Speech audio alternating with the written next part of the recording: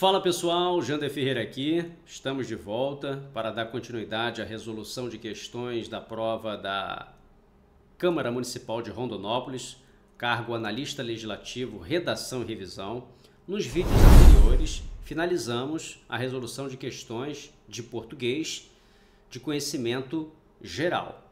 Agora vamos entrar em conhecimento específico, redação e revisão, ou seja, conteúdo gramatical e conteúdo de redação oficial, tá certo? Agora são 4 questões que nós vamos trabalhar de compreensão e interpretação, ok? Então vamos lá, acompanhe comigo, galera. Olha aqui, ó. De acordo com a perspectiva da autora do texto, para uma boa e aprimorada comunicação escrita é fundamental. Para respondermos a esta questão, precisamos ler o texto. E é isso que nós vamos fazer. Os 5 problemas que atrapalham a comunicação escrita. É o título do texto. E aqui tem um lead ainda, ó, tá vendo? Tipo um subtítulo, ó. A gestão e o engajamento são mediados pela linguagem o tempo todo. E isso exige senso de responsabilidade na hora de escrever. Mensagens surgem de todas as telas. Apps de mensagem, ferramentas de gestão remota, e-mails de trabalho, newsletters, e-books, posts nas redes sociais. Segundo uma pesquisa de 2018 da Adobe, profissionais de escritório nos Estados Unidos gastavam uma média de 3,1 horas por dia em e-mail de trabalho. Isso em 2018. Imagine agora em 2022. O primeiro parágrafo ela fala do bombardeio de mensagens a que somos submetidos, ok? Próximo parágrafo. Diante de tantos textos, é natural que surjam 1001 fórmulas para escrever textos de sucesso. Centenas de dicas de como melhorar sua escrita. Muitas delas focadas em contextos específicos, conquistar ou fidelizar clientes, aumentar engajamento nas redes sociais, vender produtos e serviços, construir e consolidar marcas. E como observadora, aprendiz, pesquisadora e professora, sigo acompanhando as mudanças dos canais na linguagem e seus efeitos em profissionais nas mais diversas empresas. Então ela é uma observadora, ela está vendo que, diante de tantos textos que são apresentados na internet, existem pessoas ali que se aproveitam e começam a oferecer soluções de como escrever bem, de como ser mais assertivo, de como você consegue conquistar seus clientes por meio da escrita, como engajar melhor nas redes sociais, vender produtos e serviços, consolidar marcas, ok? O que percebo é que gatilhos e fórmulas podem ser úteis em alguns contextos, sim, e claro, gerar muitos negócios. Mas ainda temos uma longa caminhada para aprimorar os textos que circulam nas organizações, especialmente as mensagens rotineiras, que constroem ou corroem dia a dia a confiança e o engajamento nas equipes. Ainda são incontáveis os textos prolixos, com linguagem inadequada e imprecisos. Inúmeros OKs que podem significar aprovado, lido ou faz o que achar melhor. Recados no chat com apenas "Oi, tudo bem?", que aguardam resposta para revelar o real motivo do contato, e-mails sem cordialidade, sem objetivo, sem prazos, né? Eu recebo muitas vezes mensagens, né? "Oi, tudo bem?", e aí você não sabe o que a pessoa quer. Ela fica esperando você responder para falar o que ela quer. Ela não diz diretamente: "Olha, estou precisando disso, tem como você me ajudar?". Não. Ela: "Oi, tudo bem?". Aí você tem que responder para ela poder falar o que ela quer. Não é assim? Isso é muito comum, infelizmente. Curioso é que há quem ainda acredite que os problemas dos textos cotidianos são erros ortográficos, problemas de regência e concordância. Antes fosse. Os problemas na realidade decorrem de pressa, sobrecarga de trabalho, automatismo ao escrever, desconexão com as pessoas envolvidas na interação, mesmo que remota, e desatenção ao impacto da comunicação nas relações e na reputação profissional e corporativa. Talvez não seja possível resolver esse cenário de infoxicação. Olha a palavra que ela coloca aqui, galera. Uma mistura, tá vendo? De informação com intoxicação. Ela criou um neologismo aqui. Bacana, né? Mas uma mudança de mindset pode ser muito útil. Ela está dizendo aqui, galera, que talvez, ou seja, talvez exprime dúvida, não seja possível resolver esse cenário de infoxicação e sobrecarga. Se não é possível, então todas as dicas que ela está apresentando não podem ser efetivamente seguidas. Encare os inúmeros textos cotidianos como parte integrante e determinante do trabalho. Então ela está apresentando aqui propostas para melhorar a escrita, ok? A liderança, a gestão de processos e o engajamento das equipes são mediados pela linguagem o tempo todo. Por isso, ter esse senso de responsabilidade pelo que e como escrever muda bastante a perspectiva diante das mensagens. Galera, muda bastante a perspectiva diante das mensagens.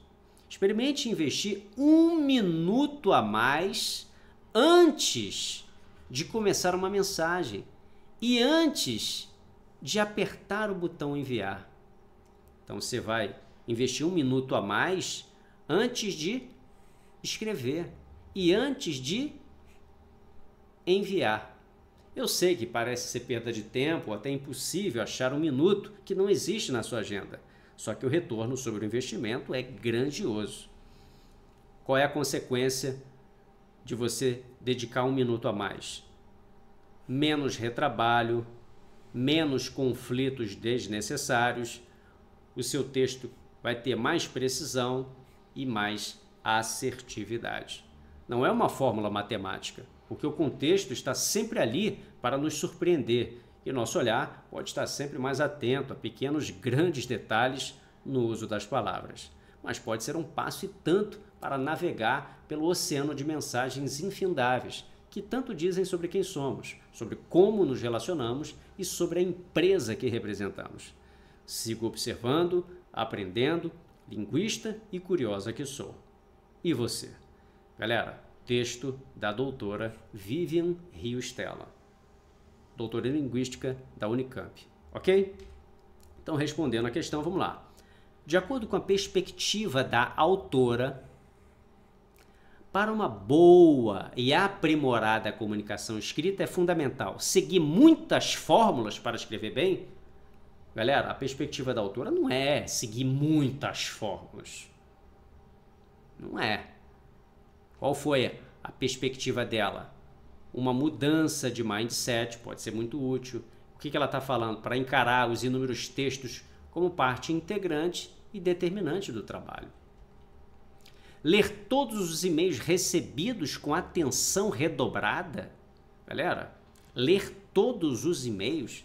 Aqui é escrita, não é leitura. Para você escrever bem, você vai ler todos os e-mails com atenção redobrada? Não, ela não está falando de leitura, ela está falando de escrita. Então, ó, a letra A está fora, a B está fora. Vamos ver a letra C agora. Planejar e revisar os textos, ainda que isso possa consumir algum tempo extra. Galera, exatamente. Planejar e revisar. Ela fala para dedicar 1 minuto a mais. Olha aqui, ó. Experimente, ó, o segundo parágrafo aqui, ó. Experimente investir 1 minuto a mais antes de começar uma mensagem, ou seja, antes de escrever e antes de apertar o botão enviar, ou seja, revisar o texto. Então a letra C tá bonita. Vamos ver a D? Redigir os textos com prolixidade. Galera, ela reclama da prolixidade aqui, ó. Textos, ó. Ainda que são incontáveis textos prolixos. Ela está criticando. São incontáveis os textos com prolixidade. Tá vendo? Então não é. Atentando para a concordância. Tudo bem. O texto tem que atentar para a concordância, para a regência, ok. Mas ser prolixo? Não. Pelo contrário. O texto tem que ser conciso. Ou seja, transmitindo o máximo de informação com o menor número de palavras. Isso é um texto conciso, né? Exatamente o contrário da prolixidade. Então a letra D está fora. Portanto, galera, o nosso gabarito é a letra C. Questão número 7 agora. 37, perdão. No texto, a autora apresenta 5 pontos que, segundo sua perspectiva, explicam os problemas cotidianos nos textos escritos. A leitura atenta do texto permite a conclusão de que, galera, aqui já não é compreensão, aqui é interpretação, aqui a gente tem que atingir a entrelinha, ok? Então vamos lá, ela está apresentando 5 pontos. Quais são esses 5 pontos? Vamos lá, ó. Pressa, sobrecarga de trabalho, automatismo ao escrever, desconexão com as pessoas envolvidas na interação, desatenção ao impacto na comunicação, nas relações e na reputação profissional e corporativa. Galera, como é que você vai fazer para resolver esses 5 problemas? Ela diz aqui, talvez não seja possível resolver esse cenário de quê? De infoxicação e sobrecarga. Mas uma mudança de mindset pode ser muito útil. Então, galera, nós podemos chegar à conclusão de que todos os 5 pontos podem ser controlados pelos profissionais no ato da escrita de textos e mensagens? Claro que não. Então, ó, ela está dizendo talvez não seja possível resolver esse cenário, ou seja, esses 5 problemas que ela apresenta aqui. Não é? Então ela sugere uma mudança de mindset, uma forma de analisar as coisas. Então vamos lá. Quase todos os pontos podem ser controlados. Eu não tenho nenhuma frase, eu não tenho nenhuma parte do texto que diz quase todos. O que eu posso é chegar à conclusão. Mas será que é quase todos? Será que é quase nenhum? Será que é quase todos? Será que é quase nenhum? Ou será que é nenhum ponto pode ser efetivamente controlados pelos profissionais? Aqui a letra D, galera, você já pode eliminar, porque ela está apresentando propostas para elaborar uma boa escrita, uma escrita assertiva, uma escrita boa. Então, ó, não faria nenhum sentido ela apresentar um texto daquela se nenhum ponto pode ser controlado pelos profissionais. Então a letra D está fora. A C, quase nenhum dos 5. Então o texto dela seria muito pouco proveitoso, concorda? Então a letra C, galera, também está fora. Então, entre quase todos e todos, ela diz que talvez não tenha como resolver. Então é quase todos, galera. Quase todos os pontos podem ser controlados pelos profissionais no ato da escrita. Se os escritores são bombardeados com informações de todos os tipos, quase todos os pontos podem ser controlados. Então, sempre vai ter um texto com um probleminha aqui, um probleminha ali. Não tem como você escrever um texto isento de problemas. Então, quase todos os pontos podem. Não dá para controlar tudo, porque nós somos ali, ó, bombardeado ali, a pressa, a correria do dia a dia. Não tem como. Então, o que você pode fazer é quase todos os pontos podem ser. Essa é a conclusão que aqui podemos chegar. Ok? Então, ó, letra B é o nosso gabarito. Tá certo? Vamos lá. 38. O texto apresenta diversos conselhos para o leitor. Por exemplo, lê-se: encare os inúmeros textos cotidianos como parte integrante e determinante do trabalho. E experimente investir 1 minuto a mais antes de começar uma mensagem e antes de apertar o botão enviar. Esses trechos são representativos do tipo de texto. Alternativa A, injuntivo. Galera, exatamente. O texto injuntivo é aquele que traz uma orientação, que traz um conselho, que traz instrução. É o texto injuntivo. Receita de bolo, um manual de instrução, são exemplos de textos injuntivos. Ok? Letra A tá perfeita. Vamos ver a B? Texto narrativo. Galera, o texto narrativo ele é caracterizado pela presença de um narrador, de um enredo, de personagens, tempo, espaço. Não tem nada disso aqui. Então a letra B tá fora. C, descritivo. Galera, ele está descrevendo ali qualidades, características de um objeto, de um ser, de alguma coisa? Não. Então a letra C está fora também. D, argumentativo. A autora ali está apresentando, nesse texto aqui, está apresentando uma argumentação a fim de convencer o leitor, a fim de defender uma tese, um ponto de vista? Não. Então a letra D está fora também. Portanto, galera, o nosso gabarito é a letra A. 39. No trecho, diante de tantos textos, é natural que surjam 1001 fórmulas para escrever textos de sucesso. Centenas de dicas de como melhorar a sua escrita. Há o uso de uma figura de linguagem baseada na ideia de exagero. Esse recurso estilístico denomina-se paradoxo. Não, galera, não é paradoxo. Galera, paradoxo, vem aqui comigo. Pessoal, o paradoxo é uma figura de linguagem que consiste numa aparente contradição, mas que tem uma finalidade de promover uma meditação, uma reflexão. Por exemplo, Camões, o amor é fogo que arde sem se ver, é ferida que dói e não se sente. Como que uma ferida dói e não pode sentir a dor? É contraditório, mas tem uma finalidade reflexiva, filosófica. Quer ver?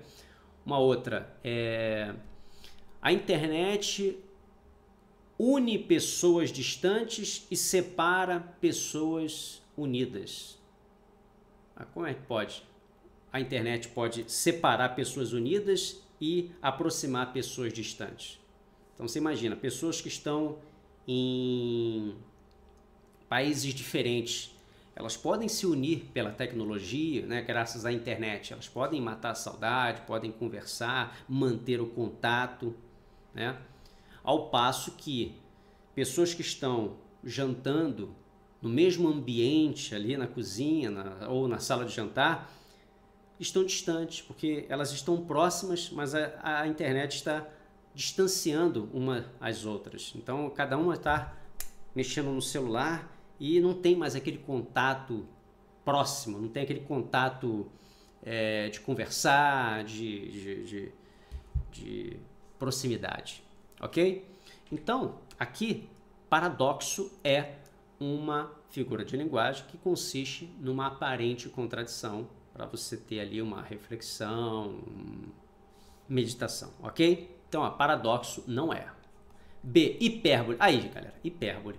A hipérbole é a figura de linguagem que consiste no exagero. Eu já falei para você 1 milhão de vezes para você me obedecer. Imagina a mãe dando uma bronca no filho. Ela não falou 1000 vezes, né?